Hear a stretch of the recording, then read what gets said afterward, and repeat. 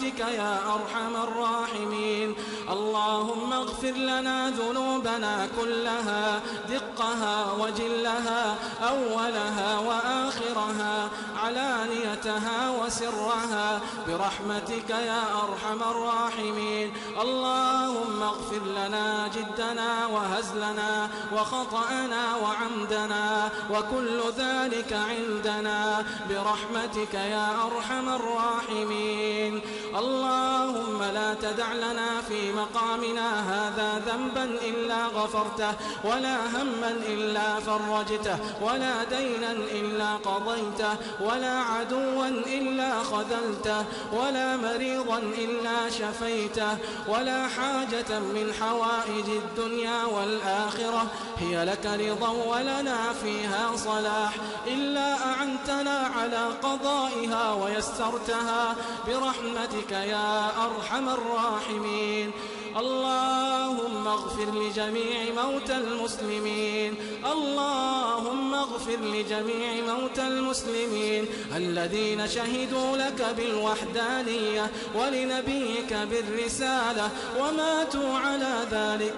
اللهم اغفر لهم وارحمهم وعافهم واعف عنهم وأكرم نزلهم ووسع مدخلهم واغسلهم بالماء والثلج والبرد ونقهم من الذنوب والخطايا كما ينقى الثوب الأبيض من الدنس وجازهم بالحسنات إحسانا وبالسيئات عفوا وغفرانا.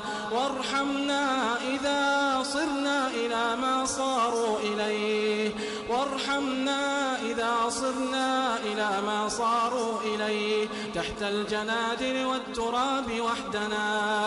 اللهم آنس وحشتنا في القبور وثبتنا فيه عند السؤال يا رب العالمين.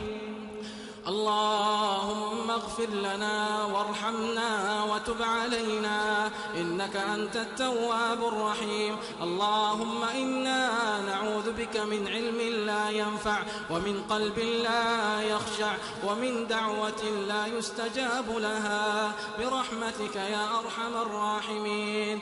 يا كريم يا رحيم يا ودود نسألك بأسمائك الحسنى وصفاتك العلى ونسألك باسمك الأعظم الذي إذا دعيت به أجبت وإذا سئلت به أعطيت. يا حي يا قيوم يا حي يا قيوم نسألك في هذه الليلة الكريمة نسألك في هذه الليلة الكريمة المباركة يا حي يا قيوم أن تعتق رقابنا من النار.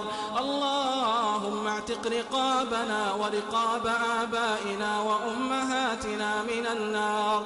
اللهم اعتق رقابنا ورقاب آبائنا وأمهاتنا وجميع المسلمين من النار برحمتك يا أرحم الراحمين.